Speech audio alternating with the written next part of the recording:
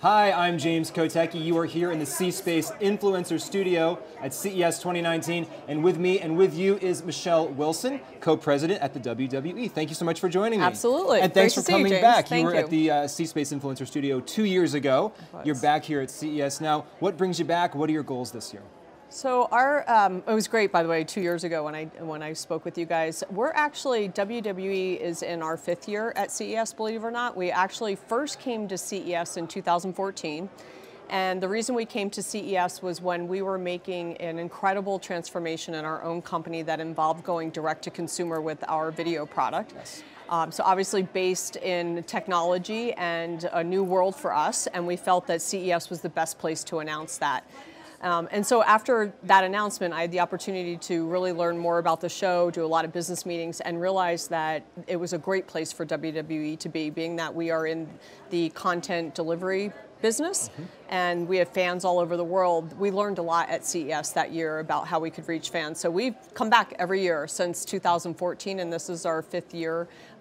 5-year anniversaries of the WWE Network launching as well. So if I become a customer of WWE Network, am I getting any ads, or is it strictly a pay-supported kind of venture? It is no ads, so very limited advertising in our actual live events that we do, which used to be referred to as our pay-per-view events like WrestleMania, Royal Rumble that's coming up in a couple of weeks.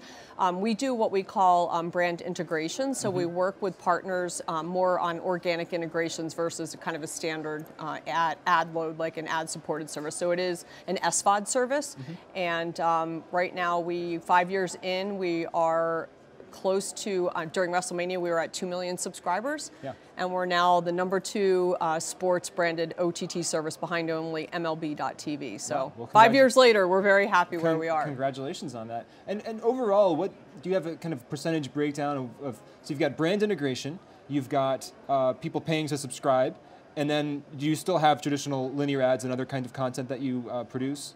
Or what's the kind of breakdown of the revenue there? So from a media perspective, advertising revenue is primarily through sponsorships. So again, we have television agreements with NBC Universal currently on USA Network. In our relationship with them, it's much like the sports relationships where they're paying us a license fee for our content. They maintain all of the ad inventory. So they're the ones selling the advertising. But what we do, which is kind of a 360 approach, is we sell sponsorships that then cross on our digital platforms, on YouTube, live events, talent appearances. So we sell everything around the advertising, but our TV partners maintain the ad inventory.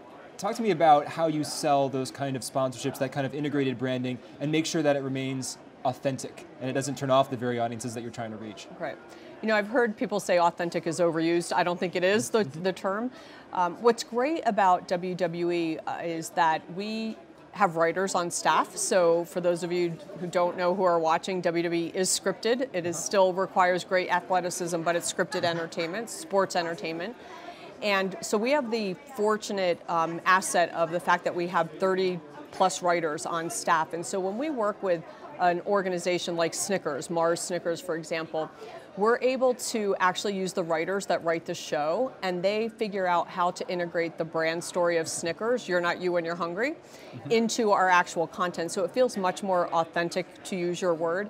And we tell the story of Snickers with our talent and our superstars, and our writers are writing it. So our fans know it's entertaining, it's funny, it's in the voice of the brand, but it's also in the voice of our talent. So we've had tremendous success with brands in that way versus them just running a 30-second ad that has nothing to do with our product. You mentioned that it's scripted, and that may not be a surprise to everybody. How long has it been? How long has the organization been open about that fact? Was there a point in history, and I'm just kind of fuzzy on this, where that kind of that storytelling was that barrier was not broached? Right. So that I would say. You know, again, Vince McMahon, our chairman and CEO, actually his father and grandfather were both in the business. So Vince is 3rd generation. Stephanie McMahon, who's our chief brand officer, who we spoke to earlier today, is 4th generation. So, you know, back in the 1950s, it really was billed more like boxing. So it was much like at the Madison Square Garden. It was treated as a pure sporting event. But that's, again, regulated by sports athletic commissions, et cetera. But essentially what we do is scripted, and Vince was really the one who made the decision to let the world know that it's scripted entertainment and it's sports and entertainment combined. So I would say that he probably spoke more about that openly in the 1980s or so, and even earlier than that. But again, it actually led to our product taking off in even greater heights, because people could kind of suspension of disbelief. It's like going to see Batman. Yeah. It's scripted, but you're okay with that. You know that I'm still entertained at the end of the day. Well, hey, speaking of scripted features, you have a movie coming out this year I saw a trailer for, I think Fighting with My Family. Yes. So you guys do movies as well, obviously. We do. How do you think about that? Because I mean, I know The Rock is in it, so it's kind of integrated with the WWE storyline and entity, but then it's also its own kind of fictional story on the side. Or maybe it's based on a true story, It's based on a true story. Yep, good. You paid attention to the trailer. I did. So we have a division in LA, WWE Studios, and really we are looking to create content that reinforces and grows our brands and reaches new audience. So anything from feature films, scripted television, non-scripted. We have shows like Total Divas and Total Bellas on the E! Network, which is reality television. So our studio is really around creating product that is around the WWE brand, but again, brings in new audiences. The film in this case is actually Fighting with My Family is based on the true story of Paige, which is one of our WWE female superstars.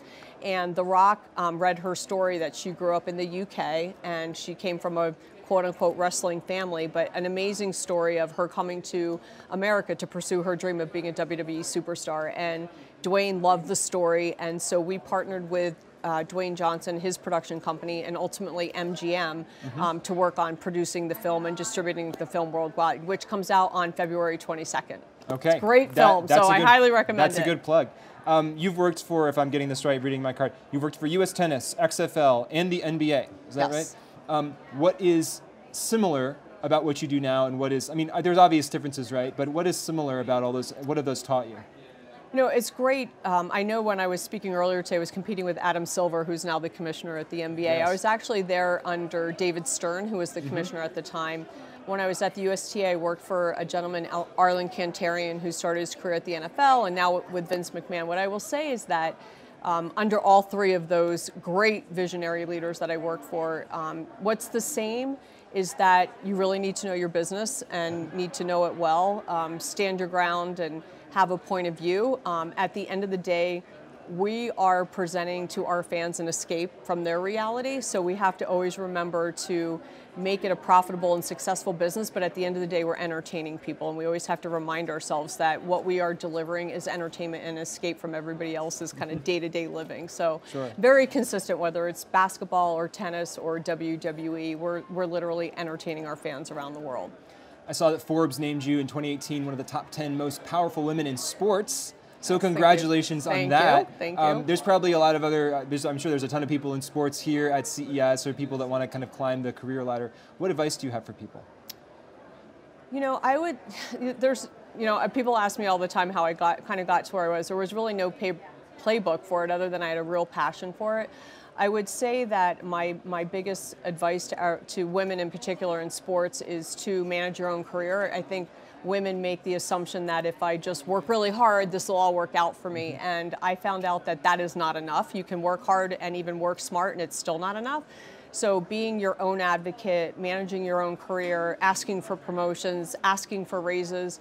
I always like to tell women who ask me for advice that in 25 plus years of doing this, that I have not gotten a raise or a promotion without proactively asking for it. Wow. So I would say manage your own career and be proactive.